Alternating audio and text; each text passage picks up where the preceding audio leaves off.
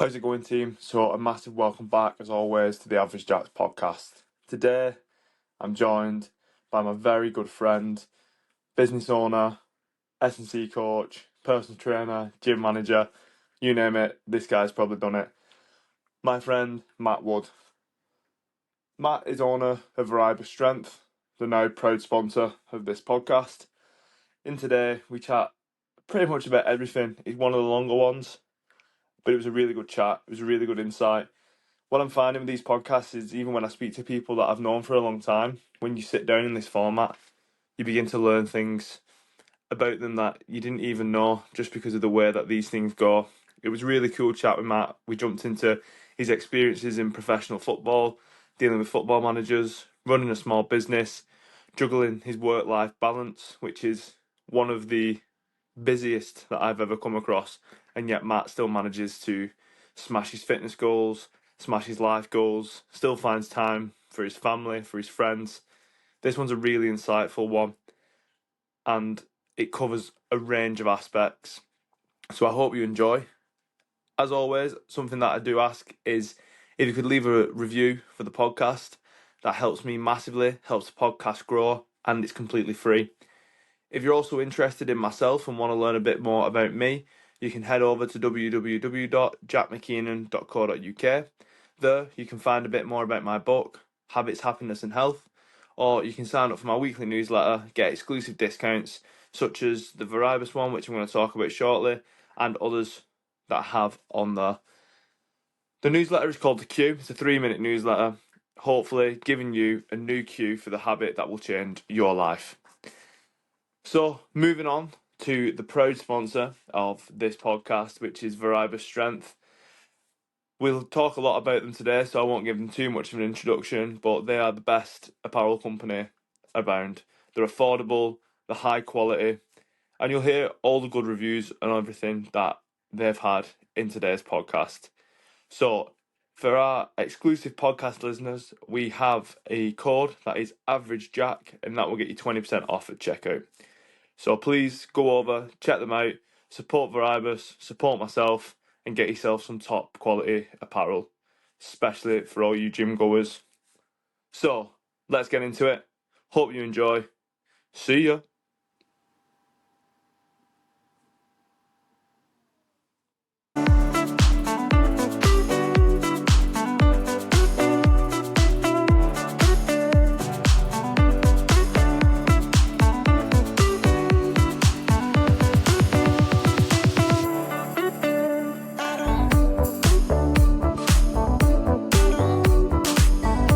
A rating for the content, a rating for the searchability of it based on the keywords. I'll send you a link for it. It's good. Like literally, if you threw your podcast in there, it'll give you like the 10 best clips from the podcast. So, well, this does something similar. So it's like it gives you, it's called Magic Clips. You just click it, and then. But to be fair, like it's very repeatable. But I'll try that. That sounds decent. Yeah. So good. Good, mate. Good. Yeah. I'm being tired. Very tired. Yeah. Very tired. Balancing being a dad, with work and life. Business. Yeah. New job coming up. New job coming up 1st of July, so in transition at the moment, which is nice. Long process. Exciting. As well. Yeah, very long process, but will be worth it when it's all up and running. Yeah, definitely. So, like, a bit about yourself, a bit about your background. Like, for people who don't know, we met through work. Probably the only guest that I've got a matching tattoo with. So not many people can say that. I mean, it's how you explain it as well when someone asks you. If you've never seen it, I mean, it's a bit of a weird people one. Will either get a battery. I've had a vape before. Yeah, I mean, you just sort of have to go with whatever someone says, and I'm like, it's not the best. Well, it is to us. It's the best to us. It's something personal, isn't it? I think that's what's like boss about tattoos. People are like, what the fuck is that on your ankle? And I'm like, oh, how long have you got? Yeah, here we go again. How long have you got? But like, obviously when they look at my other ones, immediately sort of, it's weird because people don't ask me about these ones, like, what do they mean? Just because like the normal tattoos. But this one, what's that? Yeah, it's so bizarre. They're like, what is that? And why have you got a crown and battery? And a lightning bolt. Yeah. But I mean, how old was you when you had your first tattoo? I'm about 17, 18, I think. Yeah. I was 18. Because I've not had any that's the only tattoo I've had since I've been 20, maybe.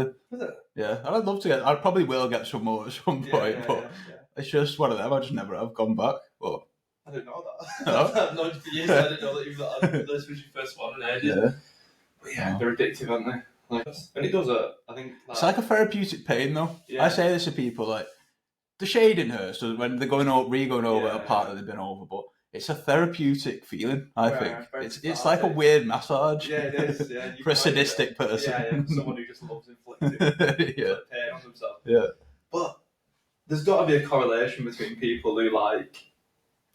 You look at like people who smash the gym, all fucking like top athletes and stuff. They're all covered in tattoos, and like you've got to be a bit like of a like masochist. Yeah. Like want to train and fucking put yourself in the bin like yeah. that. So there's definitely got to be a correlation between people who have loads of tattoos and who just fucking love binning themselves in the gym because you love binning yourself. I know you do. Yeah. So like.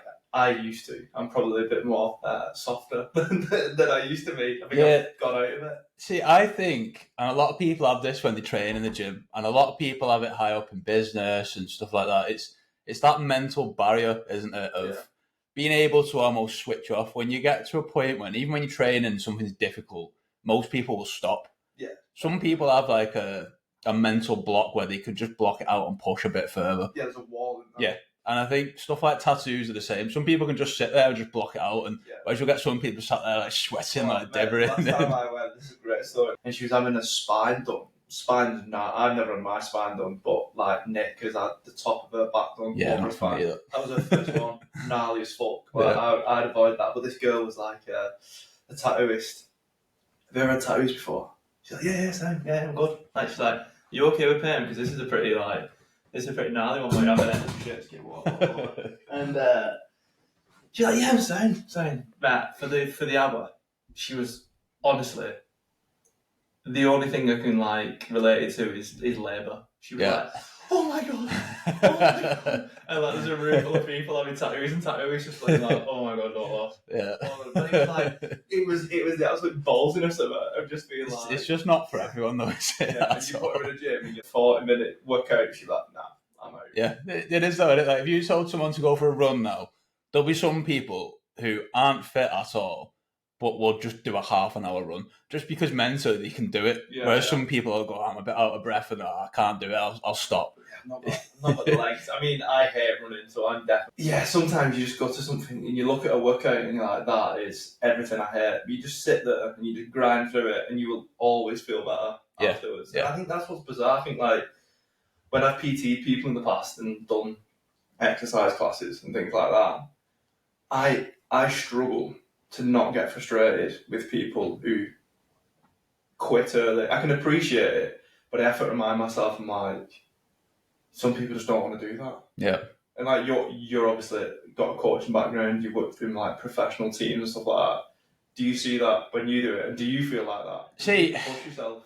See, I obviously played rugby, didn't I? And when I played, I was at Saints until I was like 18, 19. And from an early age, my dad pushed my mindset quite hard. Like my dad was always quite strict with everything, nutrition, psychology, the gym stuff, everything was on point. So I always had that drilled into me quite young. And then when I stopped playing, obviously I went to uni, did sports science, did human nutrition masters, and then went into the big world of football.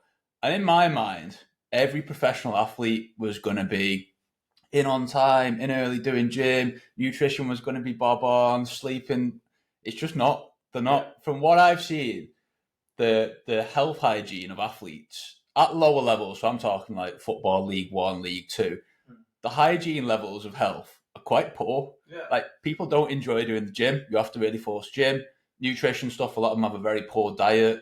Sleep-wise, they don't. A lot of it comes from not understanding, I think. Yeah. Because if you're an athlete or a footballer or a rugby player, the thing you want to do, you want to kick a football around the pitch. Yeah, you want to do the specific. Yeah. And if you're getting dragged into the gym to do heavy back squats, for example, it's taken away from what you're doing outside. And if you don't enjoy that aspect of it, but you don't understand why you're doing it, you're not going to do it. Yeah. So education's a massive part. Exactly. It's interesting you said that because I had Danny Fletcher on like the second episode, and he's S&C as well, and but he works with fighters, and I was trying to I was asking him these questions to sort of pick a point in it for people who are sort of new to the gym, and to prove that even boxers and MMA fighters, they go into the gym, and because like you said then, that's not what they want to do or what they understand. They're not very good at it, and there is an entry level for everything in there, and it's so interesting for sort of think that even these professionals who, League One and League Two players, they're not making Prem or Championship money, but they're making the good money. They retire wealthy. yeah. They're already more than me rocking up to 9 to 5, exactly. And I'm there on time every day, but it's crazy to think. But then you look at people who sort of you have pals, don't you? I still play at an amateur level for rugby and things like that, and you always have a handful of people in the team at that amateur level who are still super professional. Yeah. They're 10 minutes early, doing extra warm-ups, they worry about the nutrition. And it's crazy because they're the one they didn't make it. And you'll speak to them, and they're probably the lads that didn't even get representative level when they were younger. Yeah. But then you speak to the lads who turn up, go out on the piss, they're on the sesh every weekend, and they're like, I just got to let go 18 months ago. Yeah. And how have you, where, what? And you just think naturally it'll be sort of the other way around. I mean, the Rugby World League is the worst for it in terms of getting out on the coke and the beer and stuff like that. Obviously, I'm still quite connected with quite a few people in the Rugby League world. And when you hear some of the stories, people you watch on the telly in the Super League and stuff, and you would think, must be a great athlete. A lot of them out on the piss and out on the coke on a Saturday night. But then these players I played with when I was 16, 17, and they were shit when I played with them. They were really shit. They weren't at a good representation level. But they've been the ones who've stuck to good habits and stuff like that and worked on nutrition, worked on the gym work, got stronger, got fitter. And some of them have pushed up. Despite not being very talented at the time, I've just outworked people around them. It's like a quote, isn't there, where it's hard work beats talent when talent doesn't work hard. Yeah. And it's so true. It is, massive. And from your experience of obviously dealing with these people to sort of, they don't not want to do it. But some probably don't want to do it. Do you know what I mean? They see it as a job, but there's some who just don't want to do the things that add and make them better. As a coach, how do you navigate that? How did you find was best to navigate them sort of unmotivated? Yeah, I think. See, this is something I struggled with when I first started because going in as a coach, because you're so passionate about it, you expect everyone else to be really passionate. And I spent sort of a year or two when I was first in just working out how to break down boundaries and stuff like that. And the best thing I found is just to create personal relationships with players, especially when you're working in a professional environment. It's finding out little bits about their family and the home life and what they're into outside of work. And then it's remembering it. And it might just be you walk into the gym and I start a conversation with you about your daughter. Oh, how was your daughter's school play yesterday? And then straight away, boom, they're bought in. They like you. So when you're telling them to do something, they like you and they trust you. So mutual respect, sort of thing. Whereas if we've got no sort of relationship at all, and I'm just go and do this, in their head they're oh no, I'm not part. Yeah, exactly.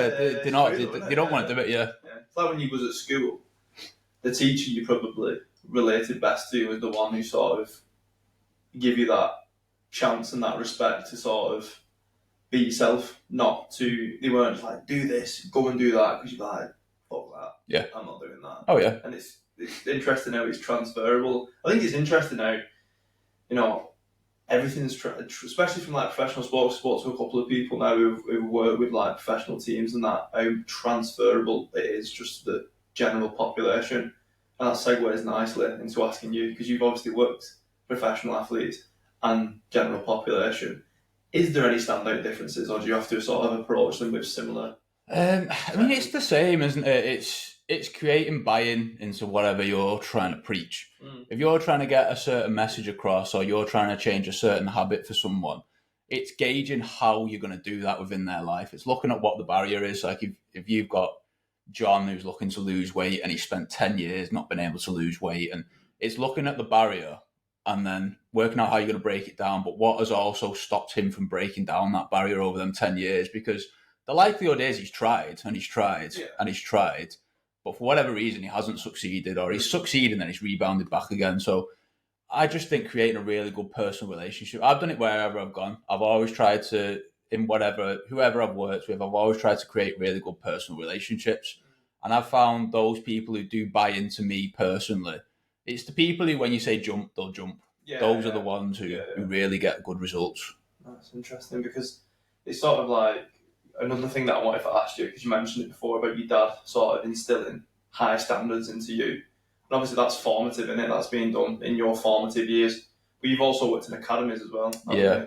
So like, can you pick up on sort of an academy player? And this is something I spoke to Harry about, who's a sports psychologist. Like, you know, when their parents are sort of pushing them down that path, and these young players don't have any sort of maybe internal motivation, it's all extrinsic. So it's like, you know, I want to be a footballer, I want to be a millionaire. And their parents are thinking the same thing. Or like, well, I can live vicariously through you.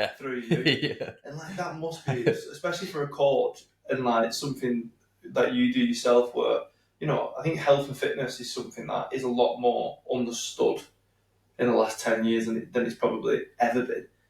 But how to train like a 15-year-old or a 16-year-old it's like entry-level lessons, as well as the parents who are probably like that footballer who doesn't care about it. Like, well, but make them the next Ronaldo, they just should be kicking a ball and aiming at the goal all day.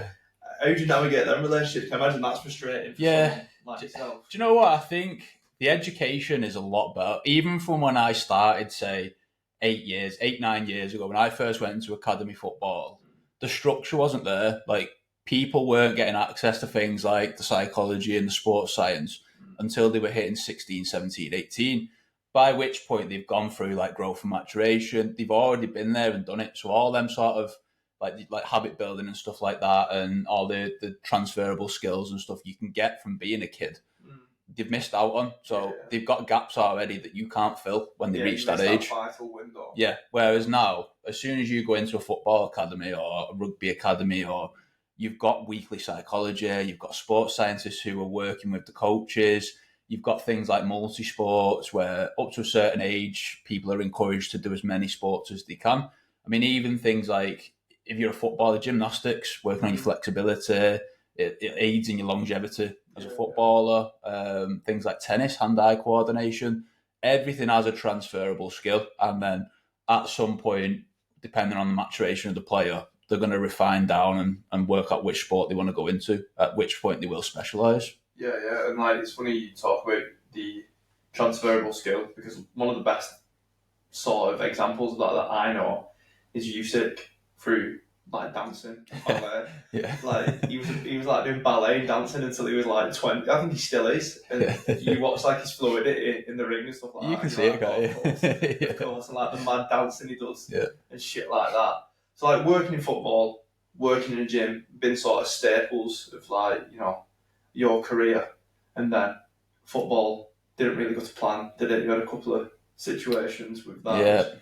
We won't go into too much detail. I know you've done specific podcasts for it before, but like a bit about that, and then where you are now with Viribus, and sort of how that was formed.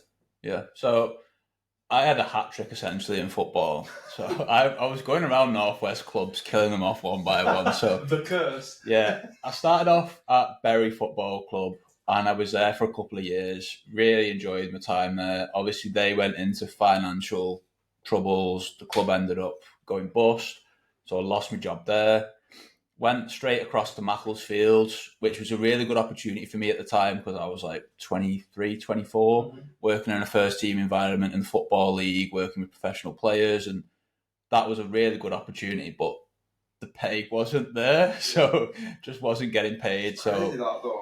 Because you think of, people sort of assume with football that it's got all this money, but that predominantly goes into the players, don't it? Like, it's not like a normal work environment. Like, if I don't get paid on Monday, I can't go to HR and be like, "Where's the money?" Like, it's not like that. You just don't hear anything. It all comes from the owner, and the owner could just decide, "Oh, I'm not going to come to the training ground for 2 weeks." So you're just waiting for two. And it's not so bad for me at the time, because I didn't have a family. I was still living at home. But you've got people who like work in like the stadium and work in like the catering side of things, who have got families, and they're not getting paid regularly, but they do it for the love of the sport or the love of the club. And then obviously after Macclesfield moved on to Oldham, I had a really good learning experience at Oldham, working with. So at the time when I went in, the coach I was working with was really, really good. Really enjoyed working with him. He bought into a lot of things I did, give me a lot of free reign. I learned a lot of him as well. So he was an ex-professional. So I learned a lot of the football side of things off him, and we worked well together. The second season, a new manager come in, and he was a foreign manager. I won't name or anything like that. He was a foreign manager, and he had his own idea of doing things. So in England, obviously, it's quite a physical game, football. So you've got to be built up, you've got to be strong, and you've got to be powerful, especially in lower leagues. If you go somewhere like Spain, Italy, it's a bit more technical. So players are smaller, they don't need the physical stuff. I remember he came into one of the gym sessions and he went, I'll just observe for the first week. He came in and his famous thing he always used to do, he used to go, putain de mer, which I think is fucking shit. And so every single time. And, which is the last thing you need. We were set up in the gym and we were doing like back squats, RDL, hip thrusts, a little bit of core work. And he'd just come in and went, putain de mer, and walk straight out. And cheers, mate. Yeah, exactly. That's right. And then that evening, he emailed across a circuit that Atletico Madrid do on the pitch, and he went, "We're not doing gym anymore. We're doing this," which was, it's stuff like jumping on a Bozu ball and bungee, a load of rubbish basically. And fast forward through the season, players started getting injured, as I said they would, and obviously he comes to blame me, but. Yeah, we didn't have a very great working relationship, and there were certain bits and bobs where things broke down. But for me, coming out of that, I was just aiming to get to the end of the season just from a mental resilience standpoint, just to say, I've stuck it out, I've worked with a difficult person, I've made the best of the situation, and there was a lot I could take from that person going forward. Developing skills to navigate them situations, because if you just, again, it's going back to what we talked to initially about that wall and being able to sort of go through it rather than pause and think, shit, there's nothing I can do about this. To continue, you've probably learned more from that one negative situation than you would have from 5 positive ones. Yeah, the thing that sort of sums it up is there was a time when he had an incident where I had to report him for a safeguarding incident. And he got suspended for 1 day, but he was best mates with the owner, so they let him back in the next day. And he sat me down the day after and he said, listen, I know it was you that made the safeguarding report.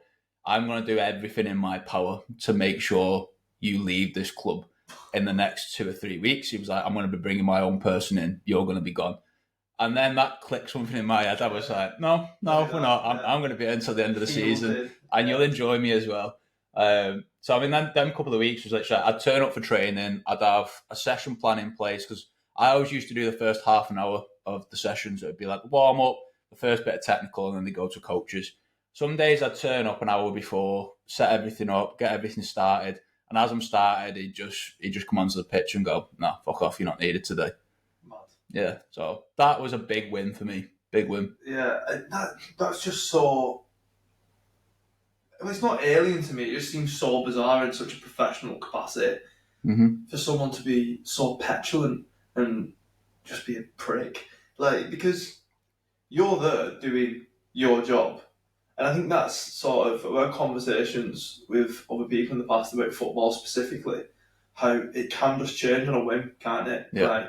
It doesn't necessarily, you obviously had a manager who was an arsehole, but you can't boards and then owners who just want their input on it and can be sort of think they know best, when in reality he's not the one who has a master's or has been doing it for years like yourself, and it's just it's ego, isn't it? And sometimes when you remove ego, you actually prosper, and your ego can be a massive sort of cage, and he's proven that. The way it works in football, you want a really tight team. At the end of the day, the manager's job is reliant on everyone else doing the job below. If they don't trust someone, it's the manager, isn't it? Yeah, if they don't trust someone, it's not me that's getting sacked, it's him that's getting sacked. Yeah. Do you know what I mean? I'll still be there, it's him that's getting sacked. So that's from experience, it's the tight teams that do well. I've never heard it worded like that. It makes perfect sense about if the top of the tree does shit, that gets done. Because usually if you came into a work environment, like when we work together and other places, just like leisure specifically, it'd be the bottom. It'd be like the workers, the workforce. Yeah, you cut off the bottom, don't you? Yeah. And then it'd be like try and fit to the manager rather than the opposite way, which it seems in football. Which, to be fair, sounds a lot more. But then you've got to think, if you've got, for example, 20 players who don't like the manager, it's easier to get rid of one manager than it is 20 players. Yeah. Which is the problem you see in, we use United, for example. That's the problem United have had for years. Yeah. If you've got 10 players who are on 250 grand a week who decide they don't like the manager, that's 2.5 million's value of players per week. Yeah. That versus a manager that's on 10 million a year. Yeah. It's just easier to get rid of the manager if things aren't going well. And to be fair, I sort of agree with it, because working in places myself, the manager in certain aspects can be the one that sort of holds everything back and can be a sort of a gatekeeper to ways of old. Yeah. Sort of hinder progression.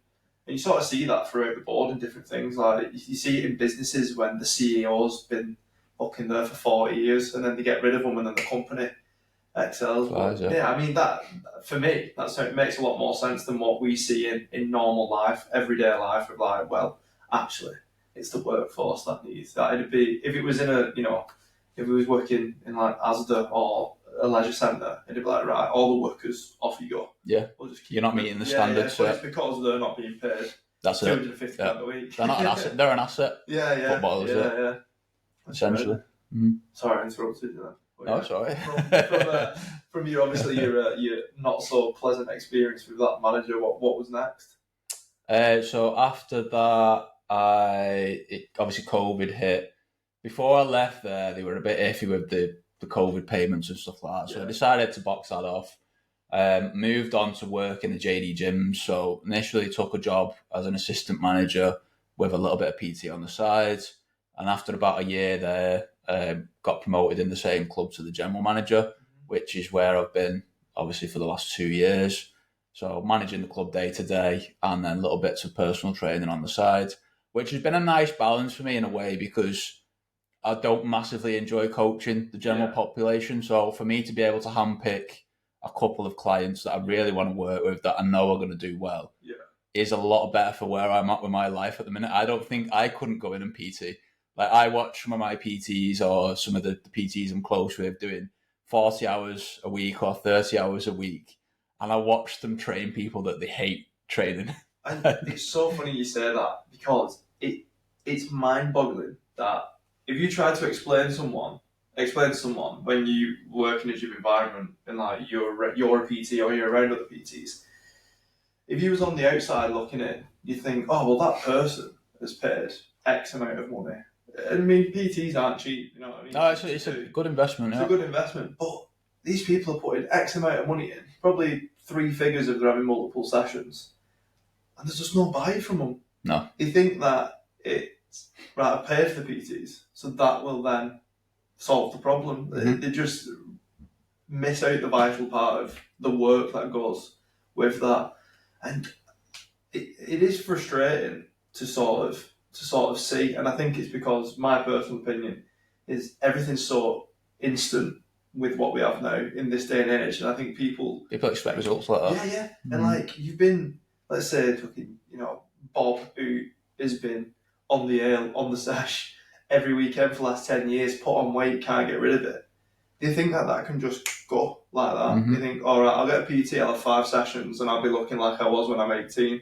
But you've got to think, like, you've put your body through 5, 10, maybe more years of shit.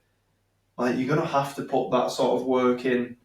Yep. In that, you're going to have to make that negative equity back in the same time frame as positive equity to even be considering a change. I mean, like, the first month now when I work with someone, it's not focused around anything to do with weight goals or anything like that. It's just looking at their life, seeing where I can add value to their life and altering a couple of really easy habits. And then the results come naturally with that anyway. But they're not focused on a number. They're not like, oh, I've got to lose 10 pounds this month, or I want to gain 2 kilograms of muscle. They're focusing on them 1 or 2 really easy, changeable habits. We're not getting absolutely hammered with, right, we're going to cut out beer, no chocolate, protein every meal, 8 hours of sleep. It's just 2 easy changes. The results come with it.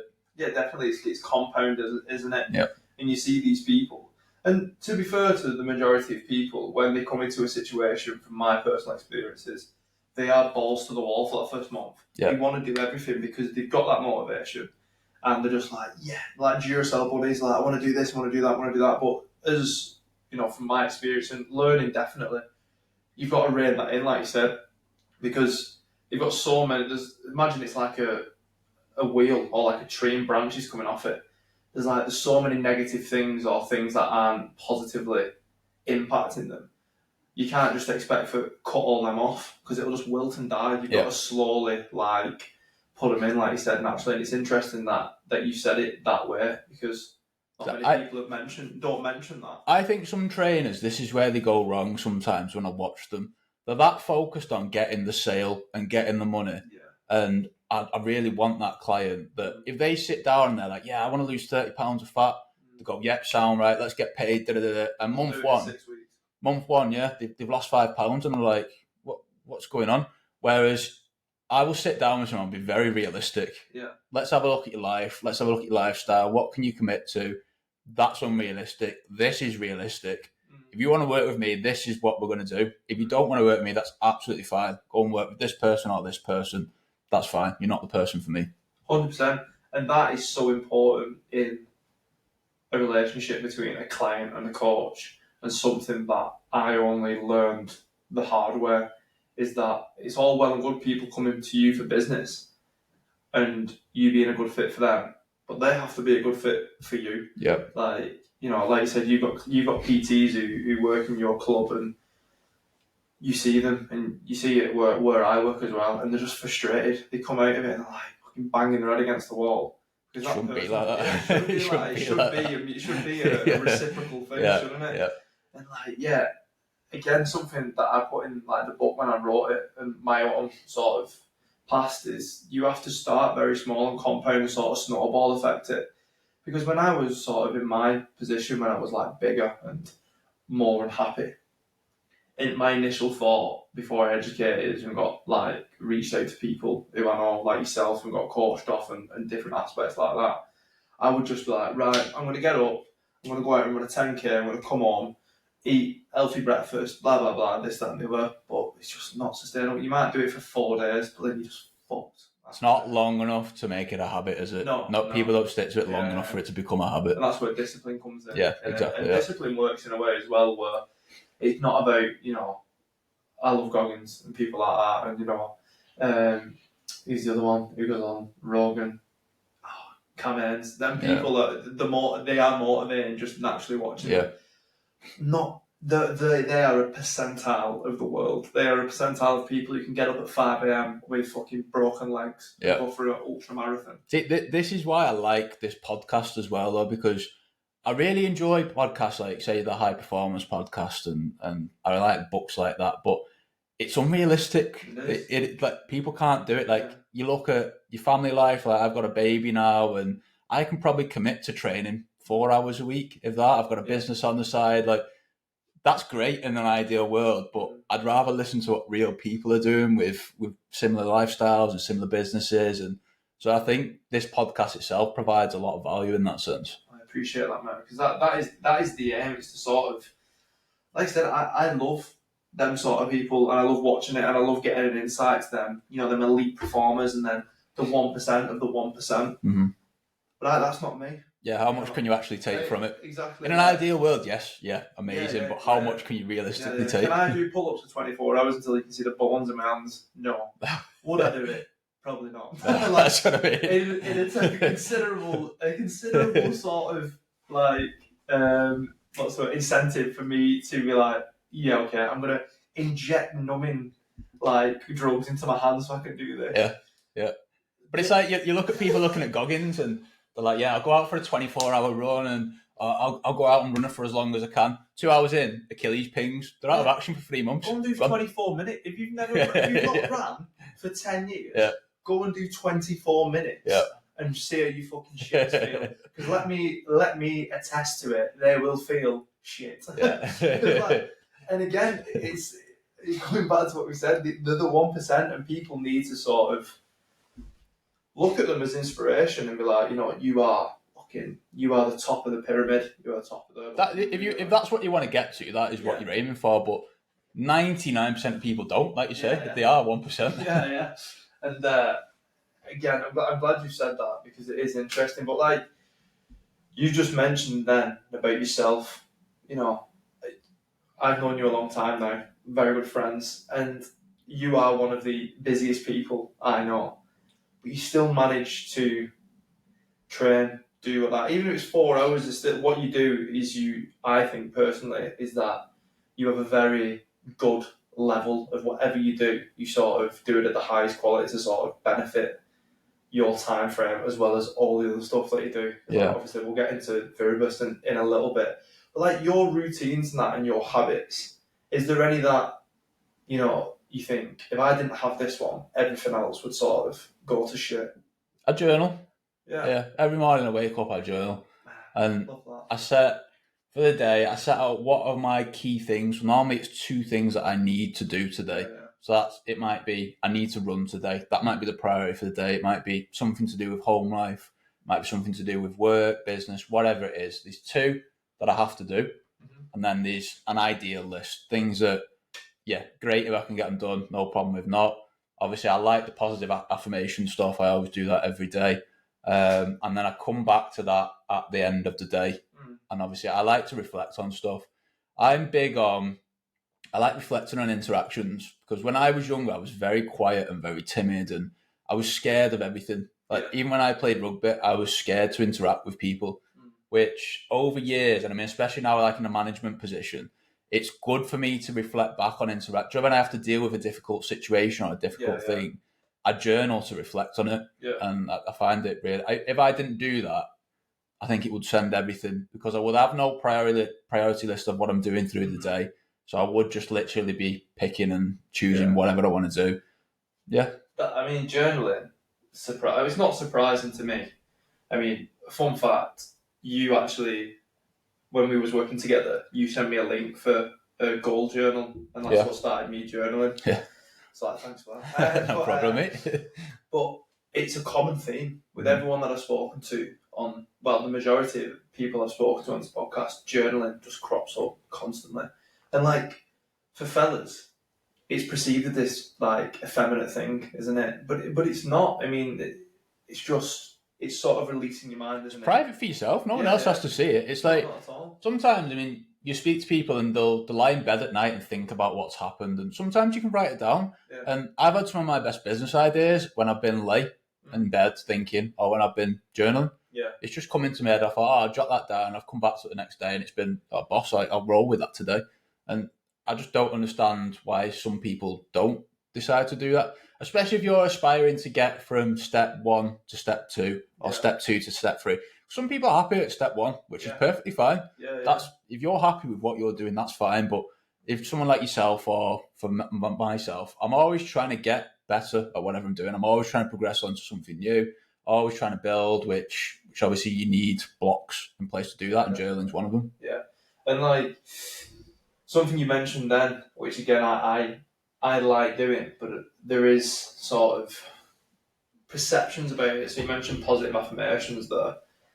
And I think there's that little book in there called The Secret, which, went fucking mad. I mean, she's making some dollar off that. But like that's the extreme in it of like positive affirmations. That sort of negates what especially me and you, knowing each other alike. Like I think The Secret, I've read bits of it. I didn't get through it, but I wanted to sort of see what the height was. But it seems to be very much like, right, if I just sit down and I think, right, I'm gonna lose 3 stone, and I just keep telling myself that's gonna happen. That's not what it is it? No. It's like, right, I'm gonna get up today, I'm gonna do this, I'm gonna do that, and it's sort of like it's an internal journal, isn't it? In a way of like setting the day up for it how you want it to be, and then when you combine that with journaling, and you go back and reflect, it then creates the gratitude aspect of your journaling because you've completed your positive affirmation. You go back and you think, fucking hell, I'm sick, mate. Done all this, done that, and you do feel great. Yeah, you do. And like you just said then about plucking it out of your head. I am chaotic, as you know. Like my head just pings. So when I pull that out and put it there, it's freeze real estate up in my head for something else. For more stupid ideas. Yeah, it's crazy. Yeah, I mean, the affirmations don't have to be anything crazy. There's some days I wake up and I feel a bit shit, and I might just say, I'm grateful for my wife, or I'm grateful for my son. And that just gives me a little bit inside where I go, yeah, do you know what? I have got my family, I'm working for my family. Yeah. Let's go and attack the day. It doesn't have to be like bloody anything crazy. It doesn't have to be, which people think. And again, I think that's where we've got these, not societal norms, but we've got these misconceptions of what is sort of pushed on us, and that's where social media can be a great tool, don't get me wrong, but it can also be a fucking massively negative one of where I don't use it much anymore. To be like, other than for what I'm doing for like the business and stuff, I do try and avoid it. If you try and message me on, as you can probably attend to, I'm terrible. Same as, you get 3 or 4 days where you get a reply from me on Instagram. And you just feel so much better, but you just see the best of everything. Again, you see your 1%ers, you see them people like just smashed out 7 days, 7 ultras, and you're like, that's incredible. But when you see it so many times, you start wondering, why am I not doing that? Yeah. But again, you're seeing the snippets and the best things. You're not seeing fucking people taping their feet together and fucking shitting themselves on the side of roads and that sort of stuff. You're just seeing the highlights. And when you remove yourself from that environment, you can sort of take away the shine off everything and sort of be more grateful for the basic things in life, which is brilliant. The best thing to describe that in terms of social media for me is when my son was born, I had a 2-week break completely off social media. Yeah. Just at home, it's the happiest I've ever been. Obviously, it should be because I've got a new baby, but even in terms of, I had nothing playing with my mind at all from social media, nothing at all. I was just present in my life, doing what I wanted to every day. Whatever made me happy that day, I'd go and do it. Yeah. I wasn't affected either way by anything. It's just like it's a habit, isn't it?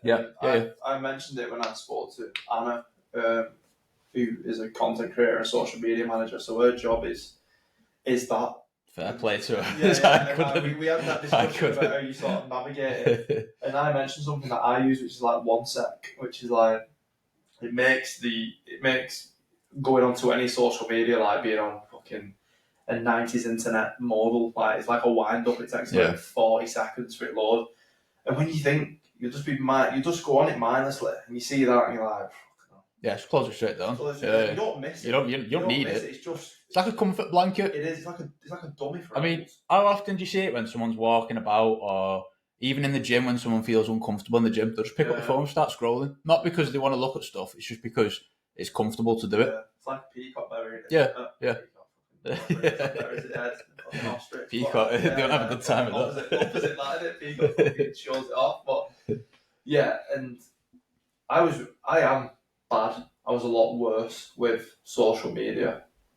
But taking that step away is definitely one of the better things that I've done, just for my own mental clarity and my self-esteem. I think that, again, when you look at people and the best and what they're doing constantly, I'm very critical of what I do myself, and being in that environment does not positively stimulate me. It actually makes me worse. Mm-hmm. And I think you've got to have that mindfulness. You've got to know what brings you up and pulls you down if you want to get to step 2 and step 3. But like I said, some people are just happy with step 1, and I have no issue with that. No, it's what you want to do. I mean, I worked at Lidl when I was in uni. Mm-hmm. I drive past that Lidl every weekend, and there's still some people in there that I worked with 10, 15 years ago, which is fine. People are just happy, which no problem. If you're happy and you're truly happy, fucking fair play to you. Yeah. Because not many people get that. No. People are always chasing. There's always something, isn't there? There's always something more. You set a goal and you reach it, and a lot of people don't spend time enjoying whatever they've done. They're like, oh, right, I've reached that, but that's not giving me the gratitude that I want. Yeah. So I need to go and do this, or I need to go and do that. And that's where you insert something like journaling. Yeah.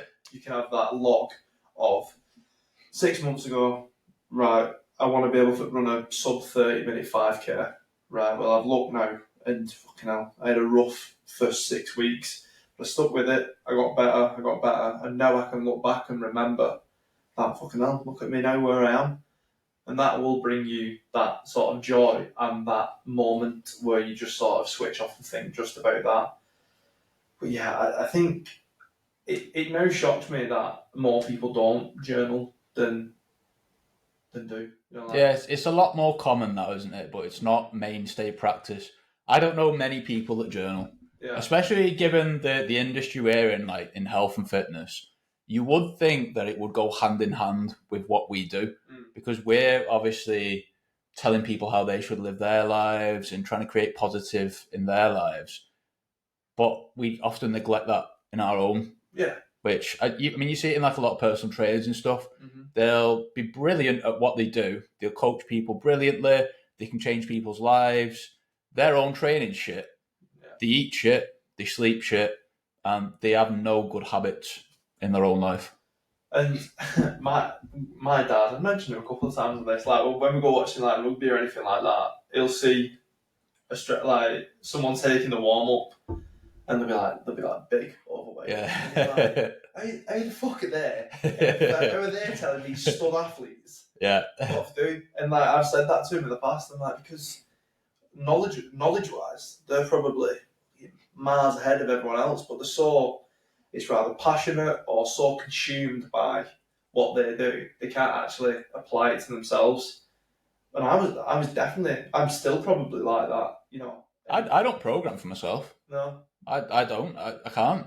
Yeah. Because if I can set myself out a great program, but I'm not accountable to follow it. Yeah. I'm a fiend for, I like speaking to people and stuff like that, so I'll be a fiend. If I'm in work and I'm going to train, I'll start speaking to someone, which means my session ends up getting cut short, or I'll think, I'll just go and do that little bit of business. I'll go and post a TikTok or an Instagram, or you are a TikTok. I'll send a few. Yeah. I'm trying.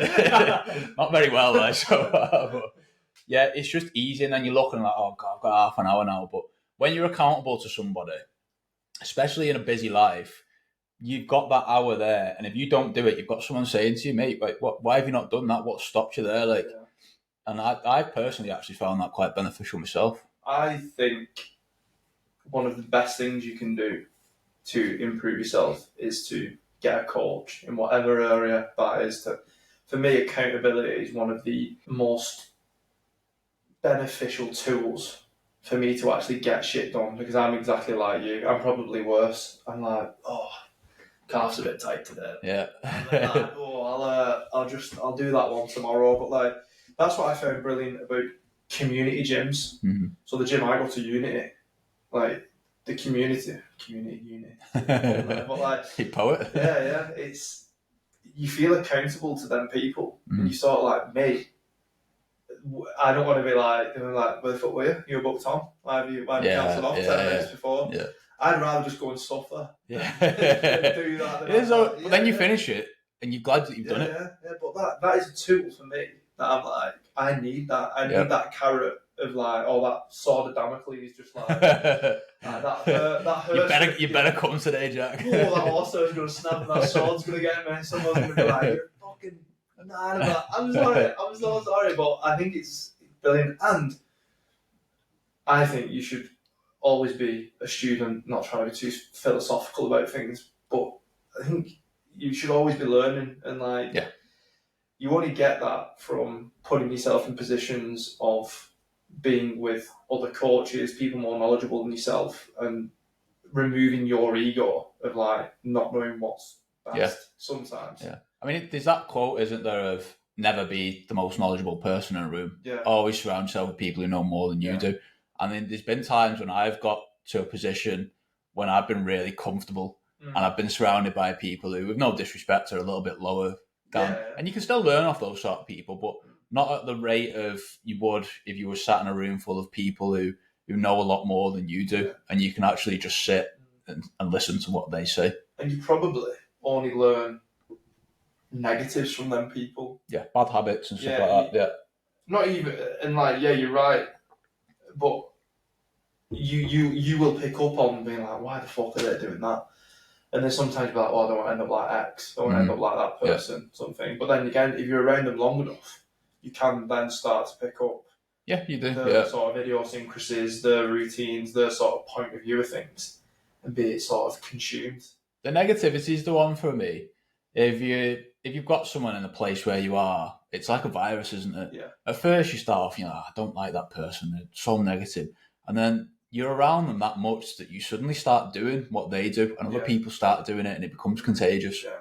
For lack of a better phrase, it's a cancer. Isn't it? Yeah, it is. Yeah. When you're in work, but especially in a workplace environment, if that person goes on holiday and you sit in that room and you go, the birds are singing, the sun's shining, what's different? And then you're like, oh, right, that's different. I've worked with people like that, and I've been like, as the manager of the place, my goal for that month has been to try and get rid of that person, and not to obviously sack them, or to either make them change or make it clear to them that this is not an environment that encourages what you do. Yeah. What you do is not normal, so don't do it here, please. Please. Yeah. Please. Obviously, you've got to be nice about it. Yeah, you've got to be professional, especially in a managerial role, which we've both done. Treading that minefield, because you get the pressure of other people as well. You don't understand, mentioning no names, but you know who you are. Yeah. You know who you are if you're listening. But like, it's hard because you can't just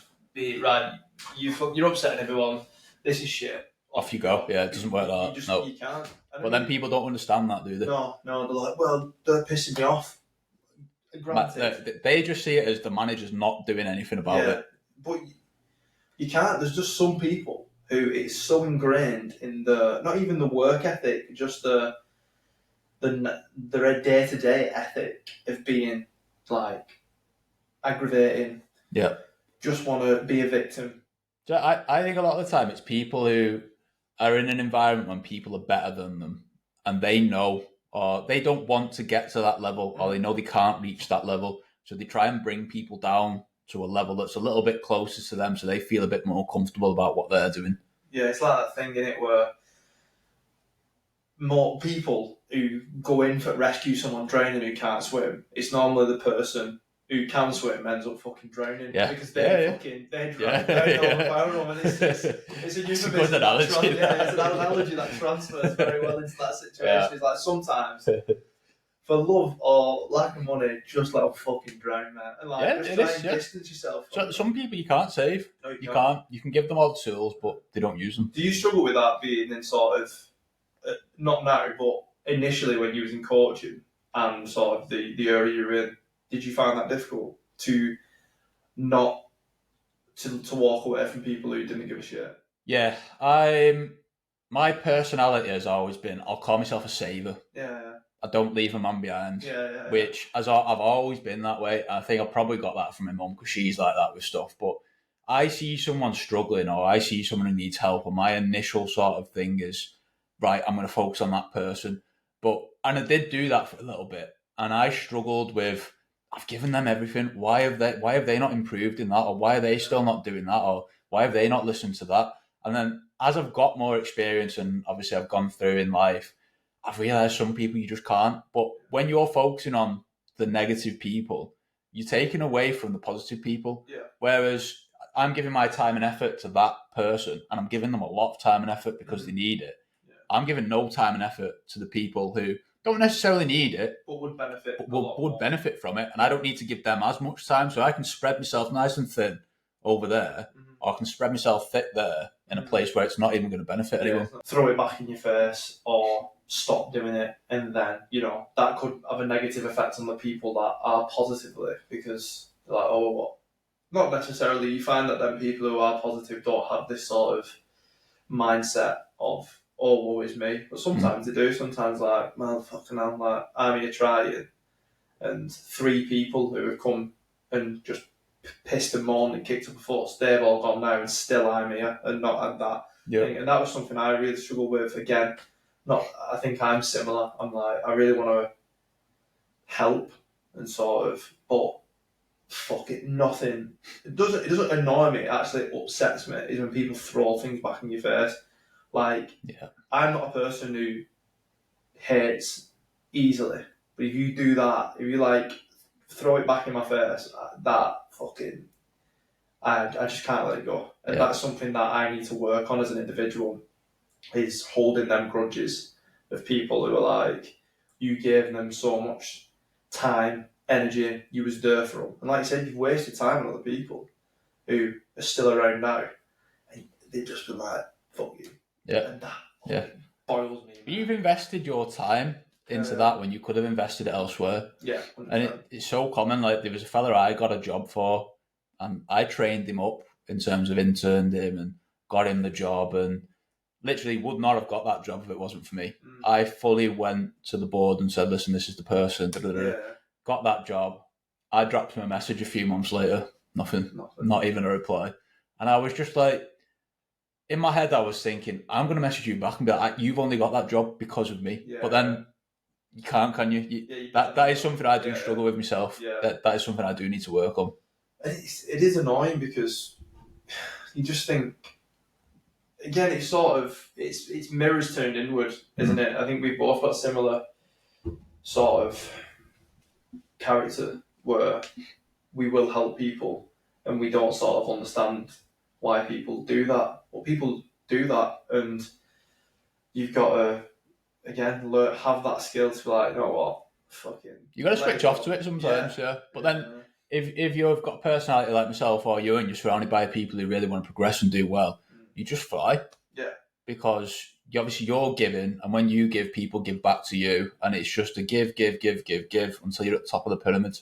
100%. And people go on about, like, this is important, that is important. So, like, your health's important, which it is, of course, your nutrient, that sort of stuff, your wealth, everything like that. But your environment, like your environmental health, and that's not like, Greta Thunberg, that sort of shit. It's not that sort of podcast. It's not that sort of podcast. I'm not asking for super research to burn a road or anything, but like your social environment is massive. There's this thing in it where it says you're a product of the 5 people you spend most of your time with. Now, I mean, scientifically that's been sort of debunked, but I think it's definitely a good sort of thing to tilt your hat to and be like, think about the 5 people you're around the most. Do they piss them on constantly? Is everything an issue? Is that, or are they looking driven, will push themselves beyond the norm points? Who do you want to be around? And there's that thing in there where if you go to your mates and they go, fucking hell, you've changed. Like, that should maybe make you assess and be like, what has changed? And if what's changed is, right, well, I don't go drinking anymore. I'm not, going fucking out every night, and I'm not spending all my money. I'm going to the gym. I'm fucking reading more, doing shit like that. If there are positive impacts on your life and your mates going, fucking hell, check out this guy, fucking thinks he's this, thinks he's that. Newsflash, they're probably not the people you want to be surrounding yourself with. Like, how many people are you mates with from when you were a kid? A percentile. I've got a handful of that. Like, a lot of people, you get to that sort of... I mean, a lot of people, for me, it was when I went to uni and people were still going out getting... And I wanted to go down the career route. Yeah. So I was similar to that. I was like, no, I'm not going out on the weekend. I've got a football match. And then you just get to the point when you're like, off you go, you're not for me. You're providing no value for me. And it's difficult, isn't it? Because you build these relationships with people. But I think a good example, and I think one of the best examples, is when this isn't always the case. I mean, you're the opposite. You're the light shining of this. It's like when people get together and they're like 13 years old, and then they stay with each other till they're like 18, 19. 90% of them relationships that I know, they just go. They just fizzle, don't they? Because one's people have grown into different people. And sometimes that's not always the case, and that's brilliant when that happens. And that happens with friendships as well. It's not just a relationship of like that, whatever it is you want to call it, but it happens with friendships too, where you just grow out. Just drift, yeah, and it's natural. And I think people try and not cling on to it, but you can be amicable with someone you don't see all the time. Like, if I bumped into any of my mates who I was mates at school with, or mates with when I was like a teenager, I'd stop and say hello to them, have a chat with them. Yeah. I just don't, or they don't, choose to spend their time. Your lives aren't aligned, are they, in what you do? And that was something for me that I had to work on massively, because I was very much, would put people in front of me, my friendship group in front of me, I mean, people might argue that if you ask certain people, but I would seriously contemplate my actions dependent on the reaction and the impact that had on my friendship group. And I think I was about 18, maybe 19, 20, and I was just like, fuck this. I should be putting myself first. Yeah. Oh yeah. Yeah. Absolutely. You have got to be selfish to be successful in any sort of avenue that may be. You've got to put yourself first, because you're never ever going to get to the place you want to be at in your head if you're putting other people first. No. It sounds horrible to say it out loud, doesn't it? But you can have a select few people in your life who you give your time and effort to, but you always need to be comfortable with yourself first. 100%. And this is another thing when you see people who need gratification from other people, rather than and being happy with who they are and being happy with what they're going through and who they need other people in their life to. And I mean, sometimes that is like having people around them who go out drinking on a weekend, and it's not real. It's all built up and fake until they strip it back and they look at their own issues and they realise they don't need that person, but that person over there, they give me some value, so they're worth having in my life. Some people are just enablers, and they enable what you want to do, and it's like, well, they've asked me to go out, so I'm gonna have to go out. But they're not asking you to go out for your own good. They're asking you to go out because they want to go out. And like it's reciprocated of dragging each other down. Yeah. I think for me, when I sort of got to that stage and that age of my life where I was like, I just need to put myself first, because that example you just mentioned then about that guy, you got him a job. He doesn't give a shit about you. You know what I mean? No. And because you give a shit about him, that's backfired. And that's not what I'm saying. I'm not saying fuck everybody off. That'd be stupid. But you've got to have that. You've got to have a cut-off point. Yeah, you've got to have caution as well. You've got to be mindful to think, right, I've done this favour now, or given someone a favour 5 times, and what have I had in return? Nothing. Is this it's not a two-way relationship? No, exactly. Is this sort of a healthy, feasible relationship? They're probably thinking, fucking It's someone who just takes off you whenever they want, don't they? And knows you will give. Yeah, and I think you have to, and this is where mindfulness comes in. And I think I talk about mindfulness a lot, and people think it's fucking hippie and shit like that, and it's not. I mean, it can be. Like, I meditate and stuff like that. I don't do it as much as I should, but I do. But that's not necessarily what mindfulness is. It's just being able to take time and assess the present moment here and now. And I think, again, going back to like social media and the sort of day and age we live in, we get caught up in what fucking new iPhones out in 3 weeks. Oh, well, did you see what they put on from 3 weeks ago? You're never actually in the present moment. And when you do actually cut out and come into that present moment, you get a lot of realisation about the current situation you're in, and you're like, oh, fucking hell, actually, this, that and that are more important than whatever's coming up in 4 days, or what happened 3 years ago was keeping me up at night. People miss out on their life. 100%. Worrying about things that either haven't happened or things that have happened. I mean, I was a fiend for it when I was younger. I'd do things and I'd think about it for days and I'd beat myself up for days. Say rugby, for example. Yeah. This is where I would have benefited from a psychologist, because if I made a really bad mistake in a game, I would think about it for days and I'd play it over in my head going, imagine if he did this or imagine if he did that. Whereas now something happens and I'm like, oh, fuck it, I can't change it. So all I can do is look at that situation. What would I do next time? How could I get better at it? Sweet, let's palm it off. And that's the perfect way of summing it up, is sort of assessing it, giving it its sort of time, but then taking the positives from it, because there is always positives from failure. You can be like, all right, well, fucking hell, if I do this again, I'll avoid that outcome. But like, I was the exact same. Like, I probably still do it now. I'm not perfect for it now. There's probably stuff I did in high school that I'll wake up in a cold sweat and go, fucking hell, why did I do that? Yeah. But, I'm a lot better now than I used to be, because it just consumes you, and then it does, you have nothing else to give other than what you give into that feeling. So like, go into sort of thinking about yourself and like confidence and moving forward and things like that. Viribus, how did that come about? Was there any sort of a thing I like to ask people, because there's normally a common theme, and maybe it'd be different for you. Was there a eureka moment, or was it like compounding moments? So obviously, I own Veribus with two of my schoolmates, Liam and Liam. So like, we've been good mates in school. And when we're talking about value, these are two people who have provided value for me throughout my life. Like whenever I've needed them, they've been there, and we've been close throughout. And in COVID, we just met up because obviously we were all on furlough, and we were just discussing because we've always wanted to get a business of some sort. So like one of the Liam's backgrounds, he was a GB handball player. Yeah. He's got a master's in cardiac rehabilitation. The other Liam's a physiotherapist. He's worked in sport, and obviously I've got my background in sport and fitness. So we knew the business itself was going to be something fitness related. Yeah.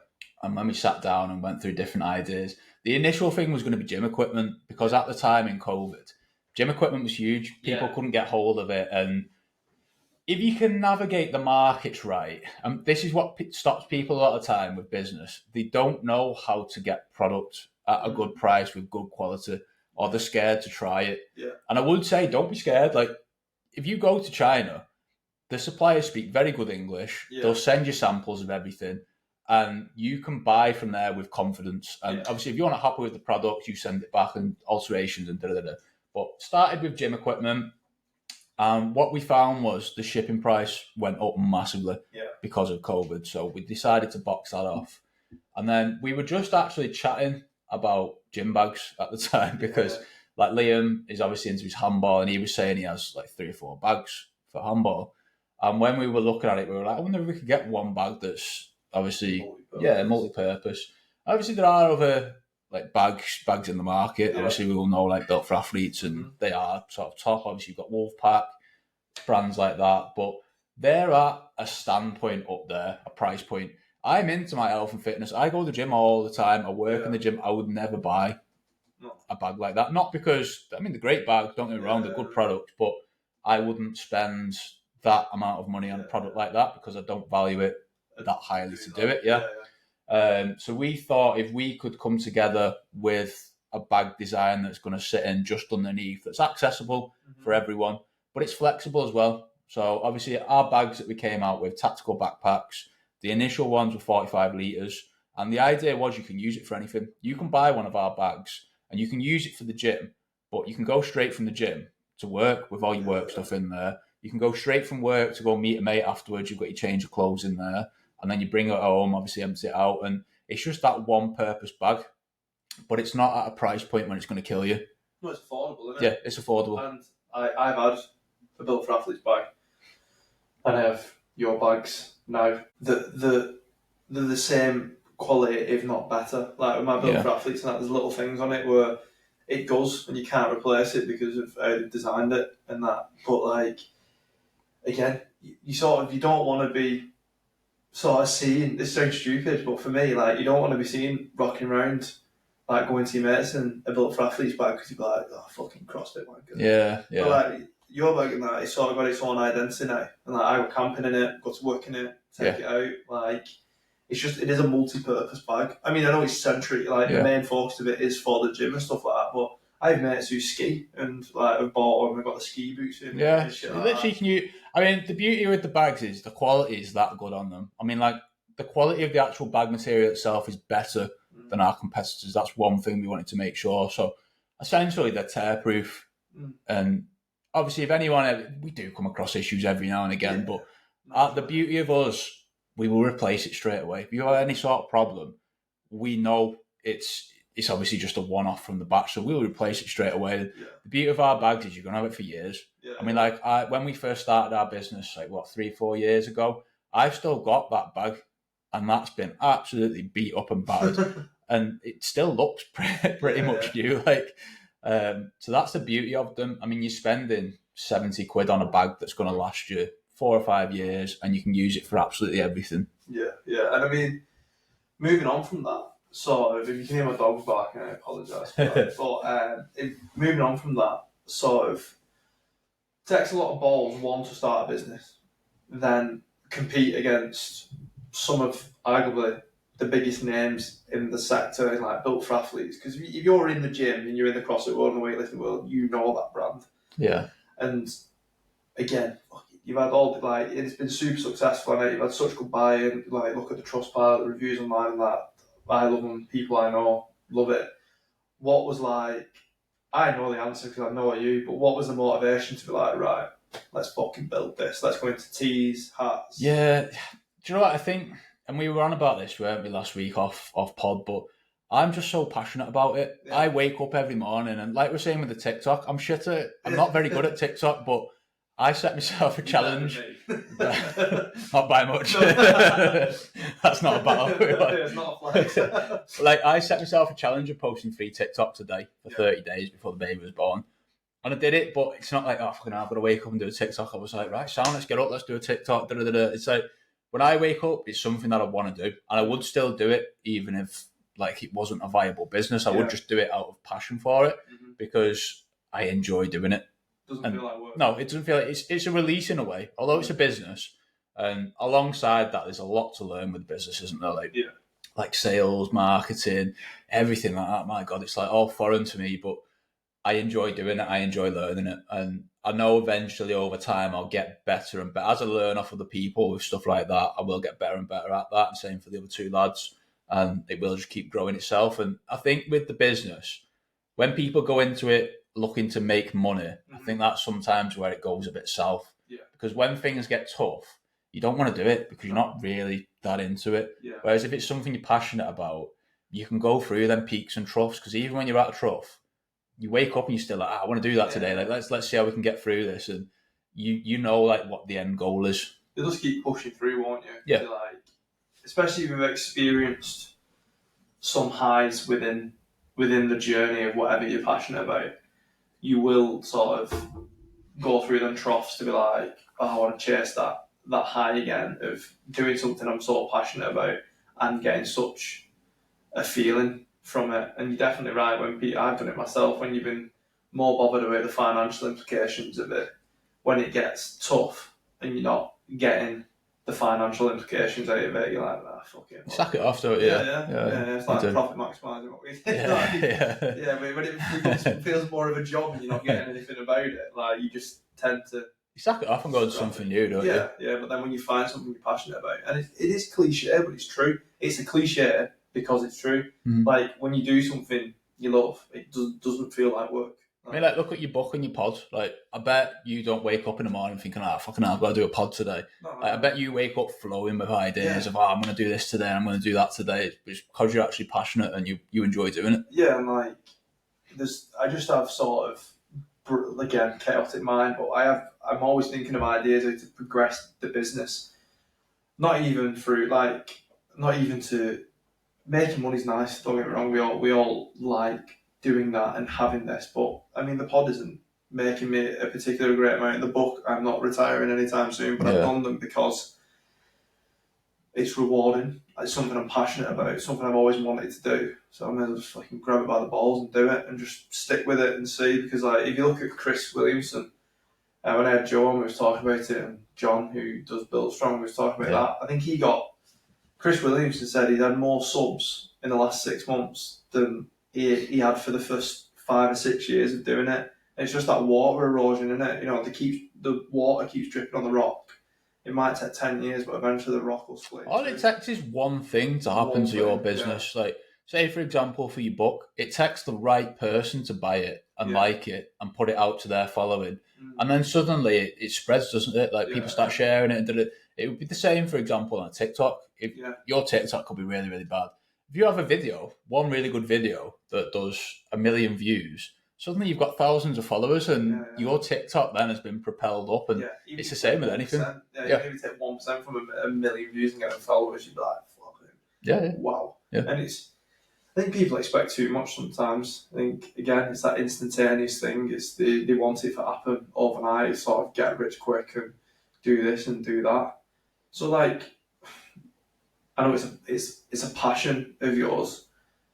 What was sort of you're obviously going into the fire service and stuff like that.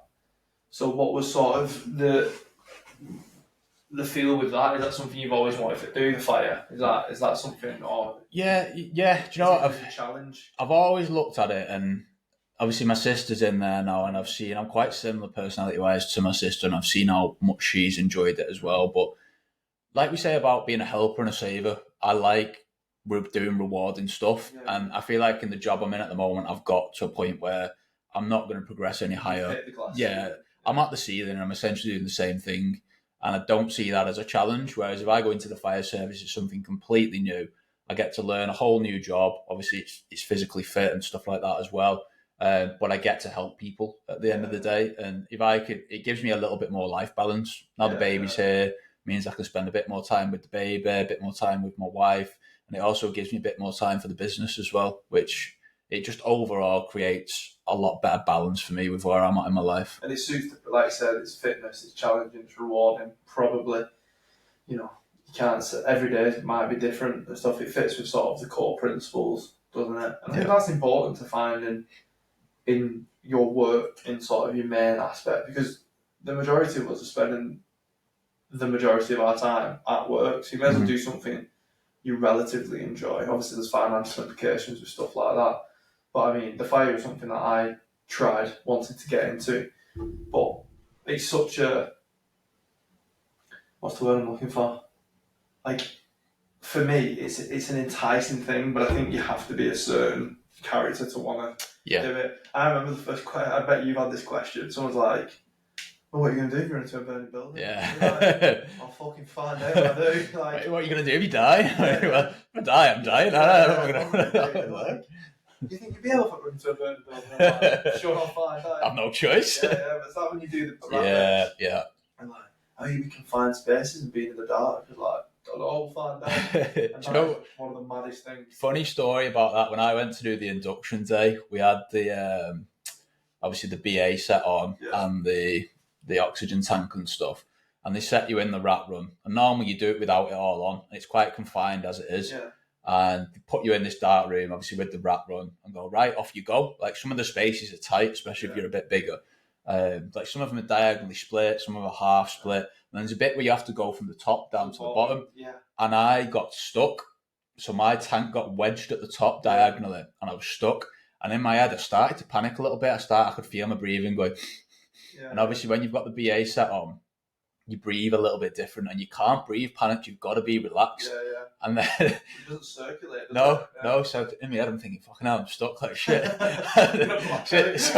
if I was in a burning building, I'd be fucked. I'd be dead. No, it's just taking that minute and realizing that worst case scenario where they're just going to bust the door down and pull me out. Like it is. But for anyone who's never seen like the rat race thing in the fire, YouTube it, because it's so difficult to explain. It's like that big. Yeah, you're like, honestly, you've got to be hands and knees to get through it. I mean, we're big fellas.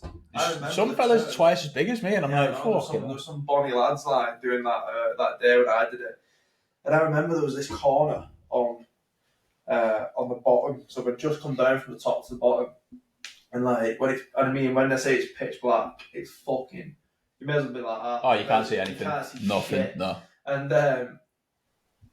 did you have the one where the half grid was? So like you've got that space. Yeah, and then you cut it. Yeah, so like some of them are diagonal and some of them are straight. Yeah. So I was like using my hands, and I was like wedged like round like a boomerang, and I'm like, there's no space. I come from here.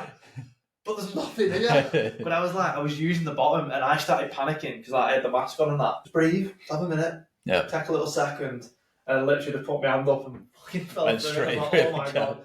The worst thing about that though is running in, doing like the laps of the yard in the full like. Oh, it's uncomfortable, isn't it? Yeah, it's uncomfortable. I'm sure they give you bigger boots. Like, yeah. I had flippers on me. Yeah, mate, I was like, what size are you? I'm like 11. I was like, mate, these are a 40. I'm running around like a golf club, like that. Doing shooting it. Clown shoes, aren't they? They were, mate. Like, you're in this tunic, which is designed to not let heat in or let heat out. So it's boiling as well in June or whatever it is. Yeah. And then you've got to like do 6 stations. Like the rat race is the best one because you go single file, so you just like you get a minute. Get a bit of a break. Then the hose run. The hose run when you're running on the bottom and you're reeling it up. I don't know if it's because I was tall. I don't know how you felt, but I felt that was the worst one. Like my back. Oh, it killed me back. Yeah. And I was like, pray for me 5'4" or something to do it. I mean, I understand the standard of it, and like it is good if you like that sort of thing. But the fucking like they have Borstal, and it's like arm drills, which is fair enough. But like that, obviously, the majority of people have never done a hose run because why would you? But like to actually line the fucker up and then not let it veer. Yeah, it's difficult. Because you have to get it in a box, don't you? Yeah. So you're talking about like a fucking 12-metre hose, and then you have to run it out, turn around, and then fold it. There's like a technique to doing it as well. So if you just rock up and don't know what you're doing, you buggers. Yeah, you're fucked. And then you have to get to end and then slot it. And literally, it's like getting a sleeping bag back in the bag it comes in. Like you have to be pristine, but you're doing it under time.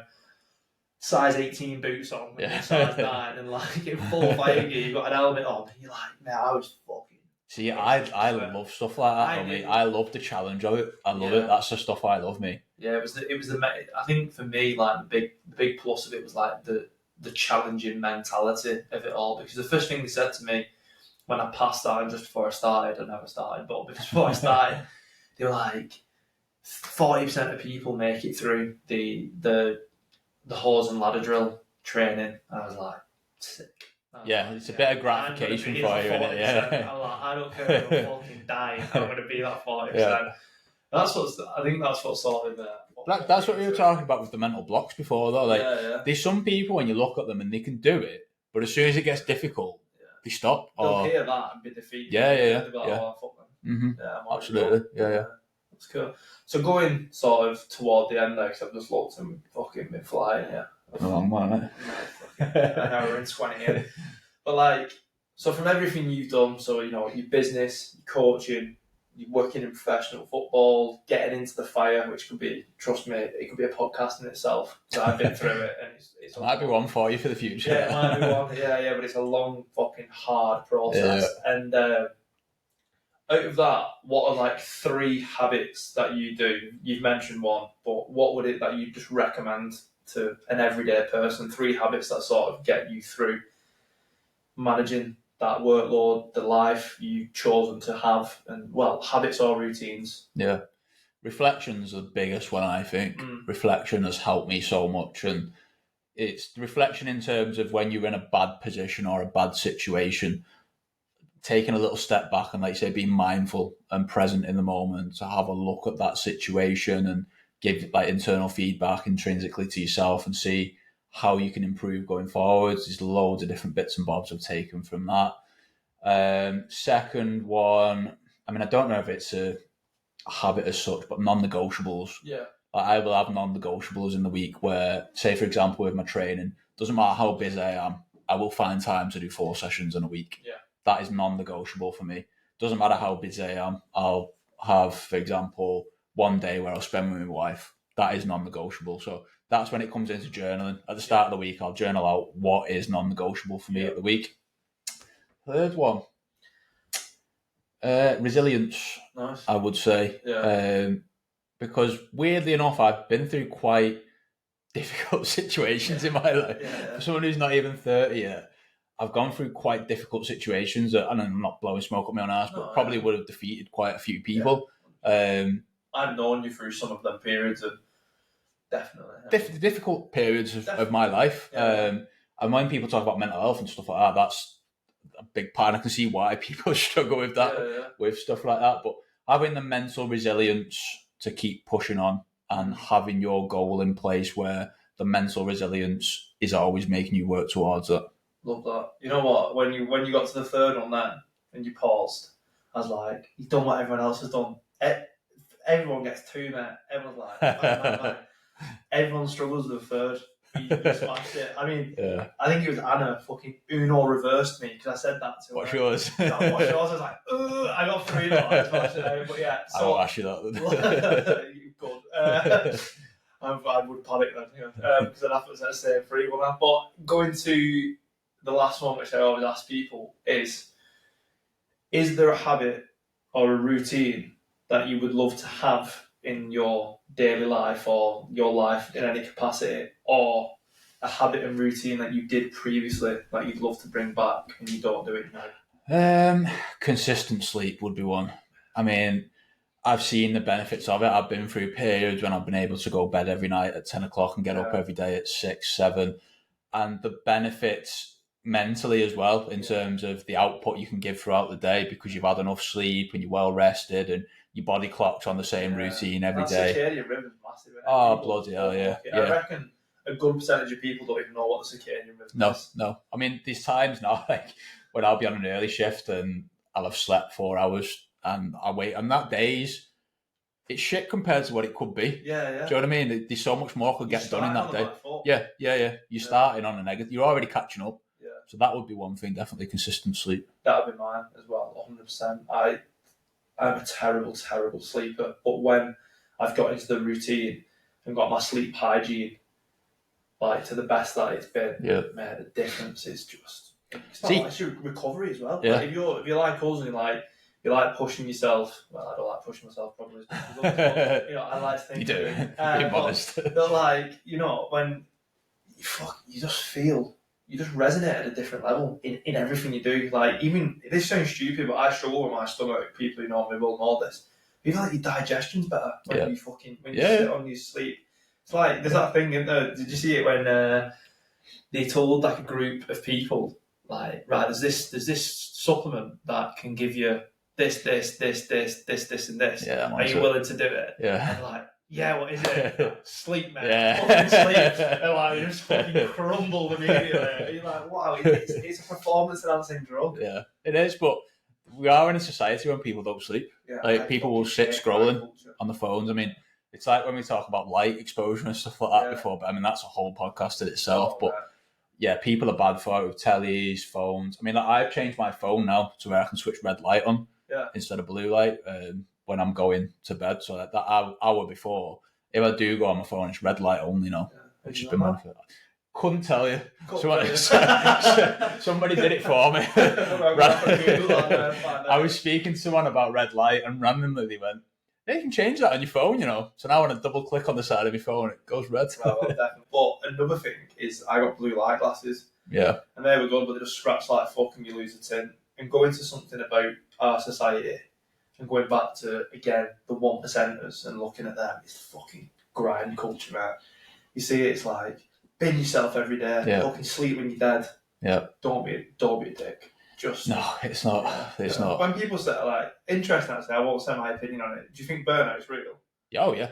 Oh, I've had burnout 3 or 4 times in my life already. Yeah, I've suffered from it. Man, fucking... It's horrible. It blows my mind when people are like, burnout is... It's fake. Like, it's just no, you. No, it's not. You've never had it. It's not, no. If you've never been properly burnt out, you've never had it. Like, if you're saying it's not real, I can guarantee you, if you had it, you'd be like, sorry, lads.